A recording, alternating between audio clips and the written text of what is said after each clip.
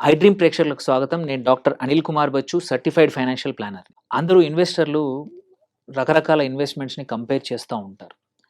Especially real estate invest చేసేప్పుడు second additional మనం ఉండే ఇల్లు కాకుండా అడిషనల్ ఇన్వెస్ట్‌మెంట్ చేసేప్పుడు నేను ఒక 50,00,000 1,00,00,000 పెడతా ఉన్నాను. ఇంకొక ఫ్లాటో, ఇంకొక కమర్షియల్ ఆఫీసో, లేకపోతే ఇంకొక ప్లాటో ఏదైనా కొనాలనుకున్నప్పుడు ఇది ఉండే ఇల్లు కాకుండా ప్యూర్ ఇన్వెస్ట్‌మెంట్ కోసం చేసేప్పుడు అది బెటరా? లేకపోతే ఈక్విటీలో పీఎంఎస్ ఇన్వెస్ట్‌మెంట్ కానీ, పీఎంఎస్ బెటరా అని చాలామంది క్వెషన్ అడుగుతా ఉంటారు నన్ను. సార్ ఇది ఏది బెటర్ మనకని. రెండిట్లలో ఏది బెటర్ అనే ఆన్సర్ కన్నా కూడా ఇది ఎవరికి సూట్ అవుతుందనే ఆన్సర్ మోర్ ఇంపార్టెంట్ అనమాట. సో, బెటర్ అనేది ఓన్లీ కాంటెక్చువల్‌గా ఉంటది. ఎగ్జాంపుల్ ఇందులో ఈ వీడియోలో ఎక్స్‌ప్లెయిన్ చేస్తాను. ఏది బెటర్, ఎవరికి బెటర్ అనేది. ఫస్ట్ థింగ్ వచ్చేసి మాత్రం ఈ 2 మంచి ఇన్వెస్ట్‌మెంట్‌లే. కొన్నిసార్లు పీఎంఎస్ మంచి రిటర్న్స్ డెలివర్ చేస్తుంది. కొన్నిసార్లు రియల్ ఎస్టేట్ చేస్తోంది. But purpose of investment me expectation ఏంటో దాన్ని బట్టి. ఎగ్జాంపుల్ తీసుకుంటే పీఎంఎస్ చూసుకుందాం. పీఎంఎస్ చూసుకుంటే మనకు కంపల్సరీ లిక్విడిటీ అవైలబుల్ ఉంటుంది. ఎప్పుడంటే అప్పుడు విత్‌డ్రా చేసుకోవడానికి, డైవర్సిఫై రకరకాల ఈక్విటీస్‌కి గానీ, రకరకాల సెట్ ఆఫ్ కేటగరీస్ గానీ, సెక్టర్స్‌కి గానీ డైవర్సిఫై చేసుకోవచ్చు. మన రిస్క్ ప్రొఫైల్ తగ్గట్టు పీఎంఎస్ సెలెక్ట్ చేసుకోవచ్చు. Then long term compounding yes. ఇక్కడ మనం చూసుకుంటే కాంపౌండ్ అవుతా ఉంటది. అండ్ మోర్ ఇంపార్టెంట్‌లీ మీకు లిక్విడిటీ నేను చెప్పినట్టు లిక్విడిటీ ఉంటుంది. పార్షియల్ ఆర్ ఫుల్ విత్‌డ్రావల్ ఎప్పుడైనా పాసిబిలిటీ ఉంటుంది. ఎవరిని అడగాల్సిన అవసరం లేదు. ఏమి ఇబ్బంది ఉండదు. అండ్ మీకు తెలుసు వితిన్ ఎ వీక్ మీరు క్లోజ్ చేసేసి మీరు డబ్బులు విత్‌డ్రా చేసుకోవచ్చు. సో, ఇది మేజర్‌గా ఈక్విటీ పీఎంఎస్ యొక్క అడ్వాంటేజ్. ఇది జనరల్‌గా. వేరాజ్ ఆపోజిట్ మనం చూసుకుంటే రియల్ ఎస్టేట్‌కి అడ్వాంటేజెస్ చూసుకుందాం. యెస్, కంఫర్ట్ అందరికీ తెలిసిన యాసెట్. ఎవరికైనా చెప్పచ్చు. ఈజీగా అర్థమయ్యే యాసెట్. అంత ఎక్కువ కాంప్లెక్స్ ప్రొడక్ట్ కాదు. But at the same time ఎమోషనల్‌గా చాలా ఏమంటారు ఒక మంచి ఫీలింగ్ ఇస్తుంది. అందరికి చెప్పుకోవచ్చు. నాకు రెండో ఇల్లు ఉంది, మూడో ఇల్లు ఉందని సోషల్‌గా ఒక చిన్న స్టేటస్ లాగా ఇస్తా ఉంటుంది. అండ్ కొన్ని కేసుల్లో రెంటల్స్ ఉన్న చోట రెంట్ కూడా వస్తా ఉంటుంది. సో, ఈక్విటీ కన్నా కూడా రియల్ ఎస్టేట్‌కి కొన్నిసార్లు మార్కెట్‌లో విలువ ఉంటుంది. నీకు ఒక రూ. 1,00,00,000 ఆర్ 1.5, 2 క్రోర్స్ ఉన్న ఈక్విటీ పోర్ట్‌ఫోలియో ఉన్నా, ఇంకొక ఇల్లు ఉన్నా సరే, బికాజ్ ఇల్లు అందరికి కనబడే యాసెట్ కాబట్టి దానికే ఎక్కువ విలువిస్తారు బయటికెళ్తే సొసైటీలో. వేరాజ్ మనం చూసుకుంటే ఏంటంటే, yes now coming to disadvantages ఏమున్నాయో చూసుకుందాం.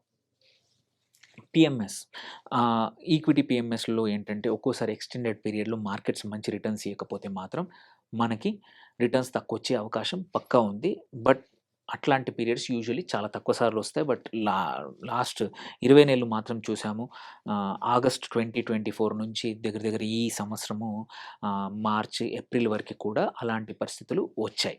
ఇప్పుడు రీసెంట్‌గా యుద్ధం అయ్యాక మార్కెట్స్ మళ్ళీ రికవరీ అయ్యాయి. But over a long period of time మాత్రం యెస్. అంత ఎక్కువ ఇబ్బందులు ఉండవు.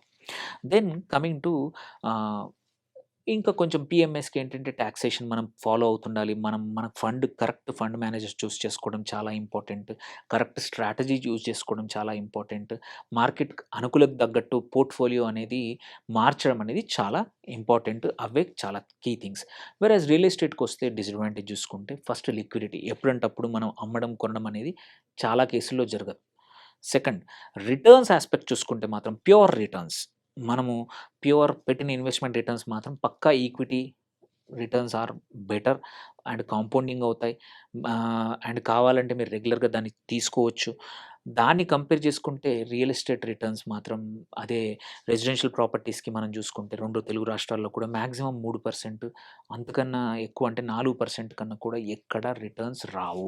సైమల్టేనియస్‌లీ కమర్షియల్‌గా తీసుకున్న 6-8% మాక్సిమం సంవత్సరానికి వచ్చేవి. దాంతో పాటు ఏంటంటే డిసడ్వాంటేజ్ ఇంకొకటి ఏమొస్తుంది రియల్ ఎస్టేట్ కంటే మెయింటెనెన్స్. సో, మెయింటెనెన్స్ అన్నీ కరెక్ట్ చూసుకోవాలి. అండ్ లీగల్‌గా ఇష్యూస్ ఉన్నాయో చూసుకోవాలి. అడిషనల్ రిజిస్ట్రేషన్ ఛార్జులు గానీ, కొన్ని కేసుల్లో మెయింటెనెన్స్‌తో పాటు ప్రాపర్టీ మెయింటెనెన్స్ కావాలి. కొన్నిసార్లు ఆక్యుపేషన్ కాకపోవచ్చు. మనం ఇన్వెస్ట్‌మెంట్ ప్రాపర్టీలో రెంటల్స్ రాకపోవచ్చు. ఇట్లాంటి రిస్క్‌లనేవి చాలా ఉంటాయి in the case of real estate. So, కొద్దిమంది ఎవరికైతే రిసోర్సెస్ ఉండదో, టైం ఉండదో అప్పుడు అలాంటి వాళ్ళకు రియల్ ఎస్టేట్ కుడ్ బి ఇబ్బందులకు గురి కావచ్చు. అలాంటి వ్యక్తులకేంటంటే పీఎంఎస్ వెరీ సింపుల్. మనము ఇన్వెస్ట్ చేసేప్పుడే ఒక మంచి అడ్వైజర్‌తో మాట్లాడి నీ రిస్క్ ప్రొఫైల్ తెలుసుకుంటే, దాని తర్వాత దానికి తగ్గట్టు మంచి పీఎంఎస్ సెలెక్ట్ చేసుకున్నామనుకోండి, అది మనకి జస్ట్ లాగిన్ చేసి చూసుకోవడమే తప్ప ఇంకా ఎటువంటి ఇబ్బందులుండవు. ఎప్పుడు కావాలంటే అప్పుడు ఎగ్జిట్ అయ్యే అవకాశాలుంటాయి. మీ పేరు మీదనే లీగల్‌గా ఎటువంటి ఇష్యూ లేకుండా డీమ్యాట్ మీ పేరు మీదే ఉంటుంది. అండ్ సెబీ మానిటర్ చేస్తా ఉంటుంది. సో, సేఫ్టీ వైస్ చూసుకుంటే ఇన్వెస్ట్‌మెంట్ సేఫ్టీ వైస్ చూసుకుంటే PMS is much better. Only 50,00,000తో మొదలుపెట్టొచ్చు. అంతే. అది వేరాజ్ రియల్ ఎస్టేట్ ఒక మీనింగ్‌ఫుల్ ప్రాపర్టీ కొనాలంటే 70, 80,00,000 ఇప్పుడు మినిమమ్ అవసరం వస్తుంది. ఒక 2 బీహెచ్‌కే కూడా హైదరాబాద్ లాంటి ప్లేసుల్లో.